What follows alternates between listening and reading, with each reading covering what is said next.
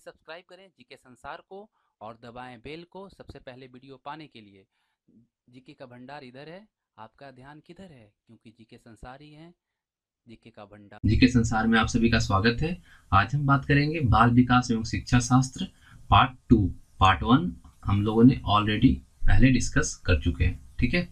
और ये जो पार्ट 2 होगा इसमें टॉप 15 क्वेश्चन होंगे, महत्वपूर्ण 15 क्वेश्चन होंगे जो कि सीटेट और अदर स्टेट टीईटी के लिए बहुत ही इम्पोर्टेंट होगा, क्योंकि अक्सर ये एग्जाम में पूछा जाता है और आने वाले परीक्षा में भी ये पूछे जाने की प्रबल संभावना है।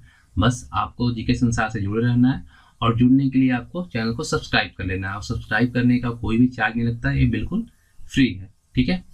तो आइए और हम देखते हैं आज का जो हमारा टॉपिक है, ठीक है, बाल विकास एवं शिक्षा शास्त्र। उससे कुछ जुड़े क्वेश्चन देखते हैं जो कि अति महत्वपूर्ण क्वेश्चन हैं, ठीक है। जो पहला क्वेश्चन है वो है अवधारणाओं के शिक्षण वास्तविक जीवन की स्थितियों का उपयोग इसलिए किया जाता है क्योंकि, ठीक है। हमारे पास 4 ऑप्शन है। पहला है कि बच्चे ठीक अनुभव के आधार पर सबसे बेहतर सीखते हैं। दूसरा जो ऑप्शन है वो है बच्चे सुनकर नहीं सीख सकते। और थर्ड ऑप्शन जो है वो है बच्चे पढ़कर नहीं सीख सकते। और जो फोर्थ है बच्चे रटकर सीखते हैं। तो ये हमारे पास 4 ऑप्शन है। तो इसका जो सही आंसर है वो है बच्चे ठीक अनुभव के आधार पर बेहतर सीख सकते हैं, ठीक है। और आइए आगे देखते हैं। क्वेश्चन है निम्न में से अधिगम के लिए आवश्यक है। तो अधिगम के लिए क्या आवश्यक है? तो ऑप्शन हमारे पास 4 है। पहला ऑप्शन है स्वानुभव, दूसरा है स्वचिंतन, तीसरा है स्वक्रिया और जो हमारा लास्ट है वो है स्व संचालन।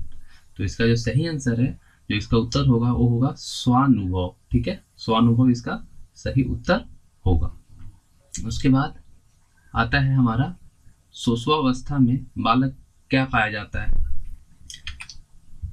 जो ऑप्शन है वो है फर्स्ट में अनुकरण करना, सेकेंड में है सहयोग लेना और थर्ड जो है रिक्तता और फोर्थ जो है उपरोक्त में से कोई नहीं। तो इसका जो सही आंसर होगा वो थर्ड होगा आश्रितता, ठीक है।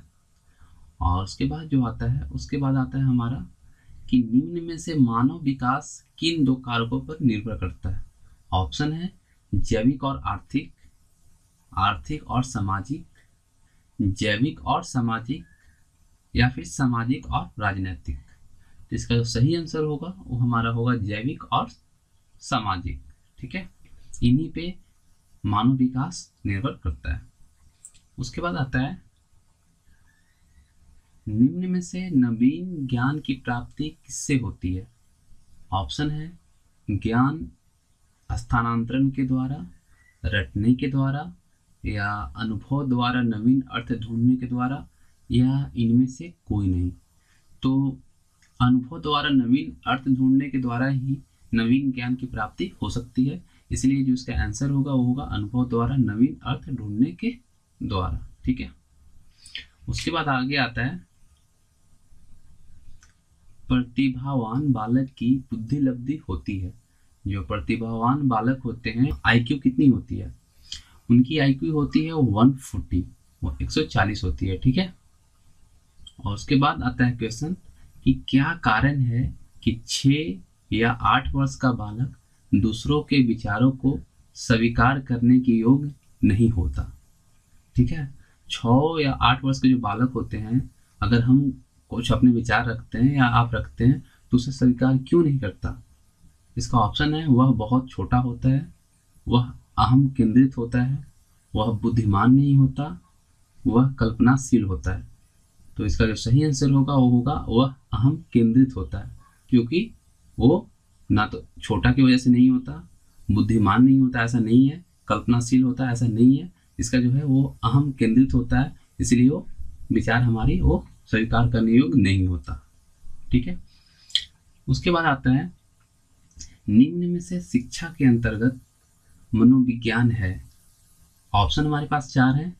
फर्स्ट है विशुद्ध विज्ञान, सेकंड में है व्यवहारिक विज्ञान, मानक विज्ञान और इनमें से कोई नहीं। तो इसका जो सही आंसर होगा वो होगा सेकेंड, व्यवहारिक विज्ञान। ठीक है। उसके बाद आता है विकास के संदर्भ में मैकडूगल ने क्या कहा। विकास के संदर्भ में मैकडूगल ने क्या कहा, ठीक है, क्या किया। तो उन्होंने क्या किया, ऑप्शन हमारे पास है व्यक्तित्व का विश्लेषण किया, या फिर उल प्रवर्तनात्मक व्यवहार का विश्लेषण किया, या थर्ड बालक के शारीरिक विकास का विश्लेषण किया, या इनमें से कोई नहीं। तो इसका जो सही आंसर होगा वो होगा 2, जो कि उल प्रवर्तनात्मक व्यवहार का विश्लेषण किया। ठीक है। उसके बाद आगे किस मत के अनुयायियों का कथन है कि विकास की क्रिया का आरंभ सिर से होता है। ऑप्शन है क्रो एवं क्रो, वाटसन, या फिर क्लार्क और बिर्च, या मैकडूगल। इसका सही आंसर होगा क्लार्क और बिर्च। इनका ही कथन है कि जो विकास की क्रिया होता है आरंभ वो सिर से होता है। ठीक है। उसके बाद आता है बालक के निजी व्यवहार का अंकन कौन सी विधि सहायक है। ठीक है। बालक के अंकन करने में कौन सी विधि सहायक है। फर्स्ट हमारा ऑप्शन है नियंत्रित निरीक्षण विधि, मनोभौतिक की विधि, चिकित्सालय की विधि, या आत्मनिष्ठ की विधि।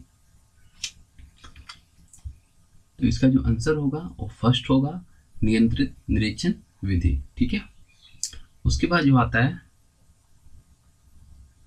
शिक्षा का उद्देश्य होना चाहिए। शिक्षा का क्या उद्देश्य होना चाहिए, तो ऑप्शन हमारे पास 4 हैं। विद्यार्थियों में व्यावसायिक कुशलता का विकास करना, या विद्यार्थियों में सामाजिक जागरूकता का विकास करना, या विद्यार्थियों को परीक्षा के लिए तैयार करना, या फिर फोर्थ व्यवहारिक जीवन के लिए विद्यार्थियों को तैयार करना। तो इसका जो आंसर होगा, इसका जो उत्तर होगा वो होगा विद्यार्थियों में व्यावसायिक कुशलता का विकास करना। उसके बाद आता है विद्यालय में विद्यार्थियों के भाग जाने का कारण क्या होता है। ठीक है।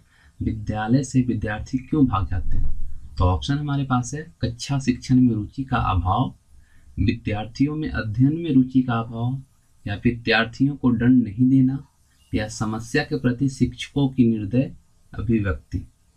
तो इसका जो सही आंसर होगा वो होगा फोर्थ, समस्या के प्रति शिक्षकों की निर्दय अभिव्यक्ति। शिक्षा में समावेशन का अर्थ है, ऑप्शन हमारे पास है शारीरिक अयोग्य बालकों को शिक्षा प्रदान करना, मंदबुद्धि बालकों को शिक्षा प्रदान करना, लड़के लड़कियों व वयस्कों को शिक्षा प्रदान करना, सभी विद्यार्थियों को शिक्षा की मुख्य धारा से जोड़ना। ठीक है। तो इसका जो सही आंसर होगा सभी विद्यार्थियों को शिक्षा की मुख्य धारा से जोड़ना, यही शिक्षा में समावेशन कहलाता है। ठीक है। उसके बाद आता है आपका मूल्यांकन से अभिप्राय है। मूल्यांकन से अभिप्राय क्या है, छात्रों की आवश्यकता का पता लगाना, छात्रों की बुद्धि का पता लगाना, या फिर छात्रों के अधिगम की सफलता व असफलता का अध्ययन करना, या स्वास्थ्य का परीक्षण। ठीक है। तो इसका जो सही आंसर होगा वो छात्रों के अधिगम की सफलता व असफलता का अध्ययन करना। ठीक है।